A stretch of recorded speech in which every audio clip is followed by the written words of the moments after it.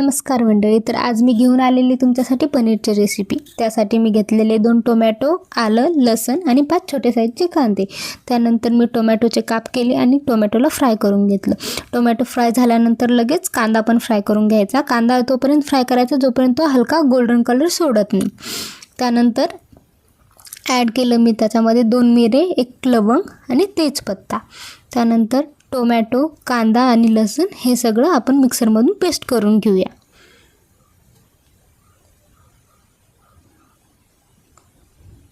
त्यानंतर पनीरला फ्राय करून घेऊ। पनीर फ्राय झाल्यानंतर कढईत थोडीशी मोहरी घालू, त्याच्यानंतर थोडंसं जिरं घालू आणि त्यानंतर आपले मसाले ॲड करू।